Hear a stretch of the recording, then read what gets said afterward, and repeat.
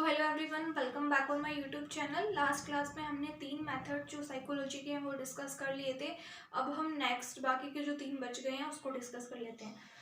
आज जो फर्स्ट है वो है क्लिनिकल और केस हिस्ट्री मेथड। तो अब हम उसको डिस्कस करते हैं। सबसे पहले इसको केस हिस्ट्री मेथड भी कहा जाता है। Most of the hospitals clinics में, ठीक है, इसको यूज़ किया जाता है। कैसे यूज़ किया जाता है वो देखते हैं। तो यूज्ड बाय क्लिनिकल साइकोलॉजिस्ट, जो क्लिनिकल साइकोलॉजिस्ट है उनके द्वारा इसको यूज़ किया जाता है। साइकेट्रिस्ट के द्वारा या फिर साइकेट्रिक सोशल वर्कर्स के द्वारा इन चाइल्ड गाइडेंस, चाइल्ड को गाइडेंस करने के लिए, और साथ में मेंटल हाइजीन को, ठीक है, मेंटल इलनेस या फिर जो मेंटली इल पर्सन है उनको ट्रीट करने के लिए, उनको गाइड करने के लिए सब कुछ किया जाता है। इंस्टीट्यूट भी होते हैं जहाँ पर इसके बारे में इसको यूज़ किया जाता है। इसका जो मेन एम है वो है टू स्टडी द कोज, जो पीपल की एंजाइटी है, फियर है या फिर पर्सनल माल एडजस्टमेंट है। मतलब कितने पेशेंट जो हैं या फिर जो इंडिविजुअल हैं वो फियर है, उनको किस बात की एंजाइटी है, उसको मतलब पर्सनल माल एडजस्टमेंट, वो क्या एडजस्ट नहीं कर पा रहा है, या फिर जो भी उसकी जो भी फियर है, जिसका डर है, उसको वो सब उसको ट्रीट किया जाता है इस मेथड को यूज़ करके। फॉर एग्जांपल अगर हम बात करें तो सबसे पहले अगर आपने नर्सिंग फाउंडेशन में पढ़ा होगा, नर्सिंग फाउंडेशन में नर्सिंग प्रोसेस एक यूनिट है जिसके अंदर सबसे पहले जो फेज होती है वो होती है असेसमेंट की। उसमें हम क्या करते हैं, डाटा को कलेक्ट करते हैं। तो इसमें भी हम क्या करते हैं, इंफॉर्मेशन को कलेक्ट करते हैं पेशेंट से, ठीक है। तो होता क्या है, बेसिकली 2 टाइप के डाटास होते हैं, एक सब्जेक्टिव होता है एंड एक ऑब्जेक्टिव डाटा होता है। जो सब्जेक्टिव डाटा होता है वो पेशेंट खुद बताता है, मतलब कि उसको क्या क्या परेशानी या दिक्कत हो रही है वो खुद से बताएगा। और दूसरा जो होता है वो होता है ऑब्जेक्टिव डाटा। ऑब्जेक्टिव डाटा का मतलब होता है जो हम खुद ऑब्जर्व करेंगे, पेशेंट नहीं बताएगा, हम जो नर्सिस हैं, ठीक है, अदर स्टाफ मेंबर्स हैं, वो जो ऑब्जर्व करते हैं उसे बोलते हैं हम ऑब्जेक्टिव डाटा। तो असेसमेंट में भी ये मेथड काम आता है। अब देखो इस टेक्निक में होता क्या है, हम इंफॉर्मेशन को कलेक्ट करते हैं मेमोरी बेस पे। जो पेशेंट है उससे हम पूछेंगे, उससे बातचीत करेंगे, इंटरव्यू करेंगे, ताकि उससे टॉक करेंगे ताकि वो अच्छे से बता पाए, ठीक है। तो इस टेक्निक में हम इंफॉर्मेशन को कलेक्ट करते हैं उसकी मेमोरी बेस पे, ठीक है। अब इंडिविजुअल से भी कर सकते हैं, मतलब या तो पेशेंट अगर कॉन्शियस है तो वो खुद बता सकता है, ठीक है। उसके बाद फैमिली मेम्बर से भी हम डिस्कस कर सकते हैं, उसके टीचर्स से या फिर स्टूडेंट से या फिर पेरेंट्स से या फिर अदर जो भी उसके साथ गार्जियन है उससे भी हम क्या करें, इंफॉर्मेशन को कलेक्ट कर सकते हैं क्लाइंट की। उसके बाद रिकॉर्ड और रिपोर्ट, ये सब आप नर्सिंग फाउंडेशन में पढ़ेंगे। रिकॉर्ड और रिपोर्ट जो होती हैं पेशेंट की, जो पास्ट हिस्ट्री है, मेडिकल और सर्जिकल जो भी हिस्ट्री रही है, उससे भी हम क्या है, डाटा को कलेक्ट कर सकते हैं। तो क्लिनिकल और केस हिस्ट्री मेथड मतलब हिस्ट्री में पास्ट में जितने भी उसके एक्सपीरियंस हैं, उसकी जो भी कंडीशन थी, क्योंकि वो इल है इसीलिए तो वो हॉस्पिटल आएगा, तो उसके बारे में पहले की जानकारी होना आवश्यक है। इसीलिए हम क्या करेंगे, इससे पुरानी जो भी उसकी पास्ट दिक्कत परेशानी जो भी है उसको आइडेंटिफाई करेंगे इस टेक्निक से। अब जो इन्फॉर्मेशन होती है उसमें हम क्या क्या इंक्लूड करते हैं, मतलब क्या क्या इन्फॉर्मेशन हम उससे गैदर करेंगे, ठीक है। सबसे पहले आता है पास्ट हिस्ट्री डिजीज, मतलब उसको कोई डिजीज़ है तो उसकी जो पास्ट हिस्ट्री है वो हम पूछेंगे कि पहले क्या आपको ऐसा हुआ है या फिर अब आप बता सकते हैं। तो वो सब बताएंगे कि हाँ हमें पास्ट में ये परेशानी थी, ये दिक्कत थी, जो भी डिजीज़ से रिलेटेड है वो। उसके बाद ट्रीटमेंट ऑलरेडी टेकन, मतलब उन्होंने क्या ट्रीटमेंट लिया है इसके लिए, पहले कौन सी मेडिसिन या टैबलेट्स ड्रग यूज़ की है, इंजेक्शंस लिए, या जो भी ट्रीटमेंट उसने पहले लिए हैं वो उसको पूछे जाते हैं इस मेथड के अंदर। फिर ताकि हम इम्प्रूव कर सकें, ताकि अगर उसको हमें पता होगा पहले उसने क्या क्या जो भी ट्रीटमेंट लिया है, ताकि हम उसको और इम्प्रूव कर सकें, जो प्रेजेंट कंडीशन है उसको इम्प्रूव करने के लिए हम इस मेथड का यूज़ करते हैं। उसके बाद है प्रेजेंट कंडीशन, उसकी जो प्रेजेंट कंडीशन है, दोनों मैंने आपको सेम बता दिया, इम्प्रूव करने के लिए, और जो प्रेजेंट कंडीशन है एट दैट प्रेजेंट टाइम में, ठीक है, उसको इम्प्रूव करने के लिए हम उसको इस मेथड को यूज़ करते हैं। साइन और सिम्टम्स का पता लगाने के लिए, जैसे वाइटल साइंस होते हैं, टेम्परेचर, पल्स, रेस्पिरेशन, बीपी, ये सब मेजरमेंट करने के लिए, और साथ साथ में सिम्टम्स जो भी हैं उससे इस मेथड से पूछते हैं हम, ताकि जो पेशेंट है उसकी क्या लक्षण है, उसको हेडेक हो रहा है, पेट में दर्द हो रहा है, जो भी हो रहा है उसको, वो हम इससे पता लगा पाते हैं।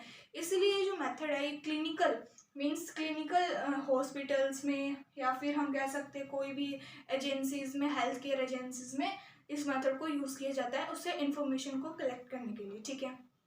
अब अगर बात करें क्लिनिकल और केस हिस्ट्री मेथड की, कुछ इसकी मेरिट्स होती हैं, कुछ इसकी डीमेरिट्स। मेरिट्स तो ये है कि हम उससे बातचीत करके अच्छे से पता लगा सकते हैं कि क्या क्या उसके साथ हुआ है पास्ट में भी और वो अब कैसा फील कर रहा है, ठीक है। लेकिन इसकी कुछ डीमेरिट्स भी होती हैं, जैसे कि इस मेथड में क्या होता है, कई बार जो पेशेंट होता है वो सही से रिकॉल नहीं कर पाता, क्योंकि ये क्या है, मेमोरी बेस्ड पर है। तो अगर वो पर्सन है या जो पेशेंट है वो बता ही नहीं पाएगा उसको क्या क्या परेशानी या दिक्कत है, तो ये उसकी डीमेरिट्स हो गई इस वाले मेथड की, ठीक है। अब हम नेक्स्ट सर्वे मेथड को डिस्कस स्टडी करते हैं। सर्वे मेथड, सर्वे मेथड में क्या करते हैं हम जो भी पीपल है उनके ओपिनियन की स्टडी करते हैं कि उनका किस डिफरेंट पॉइंट ऑफ व्यू हो सकता है, किसका क्या हो सकता है, तो उसको स्टडी करते हैं। दूसरा, उनका एटीट्यूड कैसा है, कोई भी थिंग को लेकर के क्या वो पॉजिटिव सोचते हैं या फिर नेगेटिव एटीट्यूड रखते हैं, तो ये सब हम स्टडी करते हैं।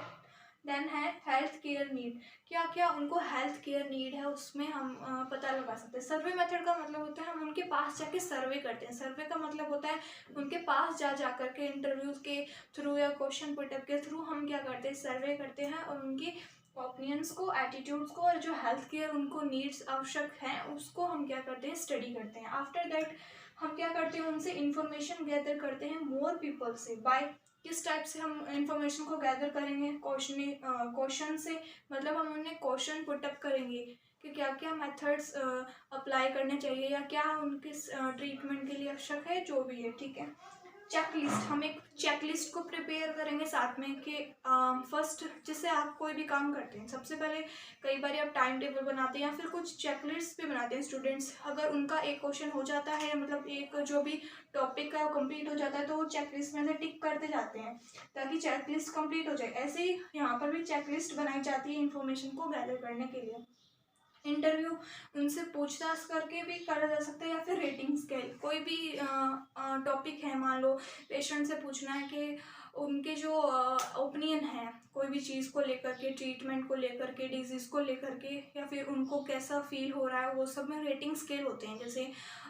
जैसे आपने देखा होगा फ्लिपकार्ट और अमेजोन पर रेटिंग स्केल होते हैं, जैसे 3.5 हो गया, 5 रेटिंग हो गई, इस टाइप से जो रेटिंग होती है वो इसी में भी होती है। तो उनसे आस्क किया जाता है और सर्वे मेथड के दौरान फिर वो रेट देते हैं कि इसमें हमें इतना रेट देना है या इस टाइप से। तो ये सर्वे मेथड में अप्लाई किया जाता है ताकि हम उससे इंफॉर्मेशन को गैदर कर सकें। उसके बाद इसकी भी मेरिट्स और डीमेरिट्स है। मेरिट्स में आता है लार्ज डाटा शॉर्ट टाइम में।